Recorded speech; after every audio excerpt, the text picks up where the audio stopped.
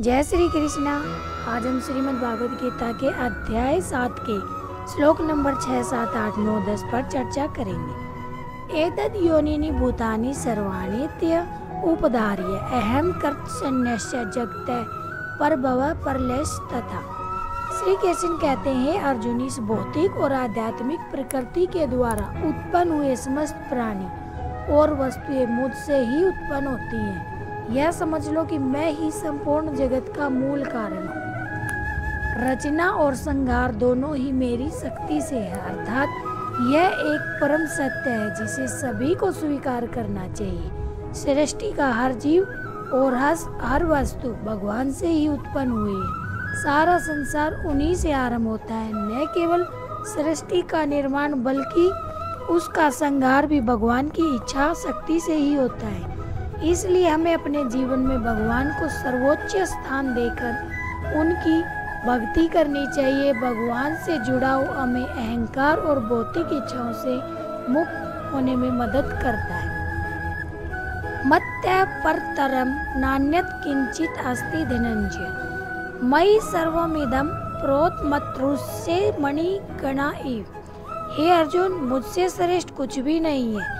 यह संपूर्ण सृष्टि मुझ में ही स्थित है। जैसे धागे में मोतियों की माला टिकी हुई है, अर्थात श्री कृष्ण जी कहते हैं, इस ब्रह्मांड में उनसे ऊपर कोई और नहीं है। संपूर्ण सृष्टि चेतन और जड़ उन्हीं में स्थित है। पूरी सृष्टि भगवान पर ही निर्भर है। जैसे माला के मोती धागों पर निर्भर करते हैं, मोतियों की माला इस बात का उदाहरण है कि भले ही हमें संसार में विविधताएं अलग अलग दिखती हों, सबका खान पान अलग है, सबकी बोलचाल अलग है, पर उनका संचालन करने वाला एक ही है, वो है भगवान।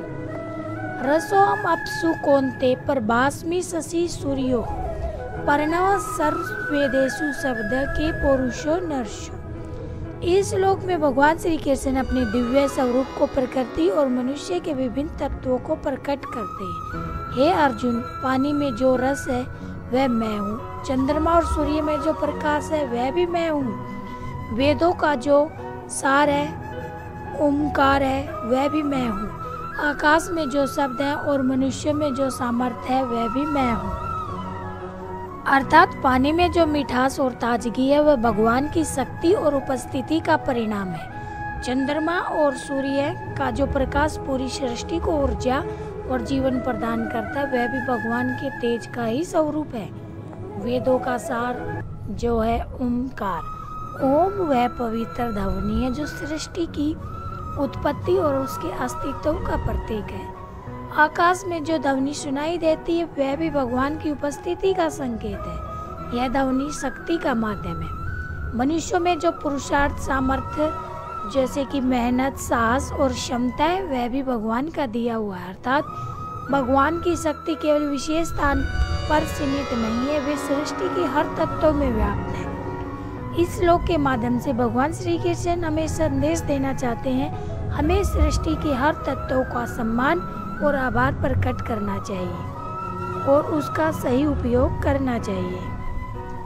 पुण्यो गंधर्व पृथ्वीव्याम च तेजस चस्मी विभाव से जीवनम सर्वभूतेषु तप चस्मी तपस्विषु। हे अर्जुन, पृथ्वी में जो पवित्र सुगंध है वह मैं हूँ। अग्नि में जो तेज है वह मैं हूँ। सभी प्राणियों का जीवन मैं हूँ और सभी तपस्वियों का तप भी मैं ही हूँ। अर्थात पृथ्वी से जो पवित्र और प्राकृतिक सुगंध आती है वह भगवान की दिव्य उपस्थिति का प्रतीक है। अग्नि जो कि भगवान की शक्ति और ऊर्जा का प्रतीक है, जो सृष्टि को बनाए रखती है। सभी प्राणियों में जीवन की शक्ति है। भगवान स्वयं उस जीवन का स्रोत है। तपस्वियों का धैर्य, समर्पण और आत्म संयम वह भी भगवान की प्रेरणा और उपस्थिति का ही परिणाम है। अर्थात भगवान की मौजूदगी के बल केवल मंदिरों और मूर्तियों में नहीं बल्कि सृष्टि के हर तत्व और हर जीव के जीवन में। बीजम माम सर्वभूतानां विधि पार्थ सनातनम बुद्धिर्बुद्धिमताम् अस्मि तेजस तेजस्वी नामहम्। हे अर्जुन, सभी प्राणियों का सनातन बीज मैं हूँ। मैं ही बुद्धिमान व्यक्तियों की बुद्धि और तेजस्वी व्यक्तियों का तेज हूँ।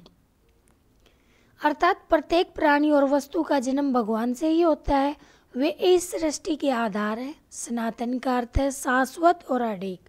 भगवान का स्वरूप अनंत और अपरिवर्तनीय है। वे हर समय हर स्थान में विद्यमान है। जो व्यक्ति बुद्धिमान है उसकी बुद्धि भगवान की कृपा का परिणाम है। तेजस्वी यानी साहसी शक्तिशाली व्यक्तियों के गुण भी भगवान का ही दिया हुआ है। अतः वही इस संसार के रचनाकार, पालनहारता और हर शक्ति के स्रोत हैं।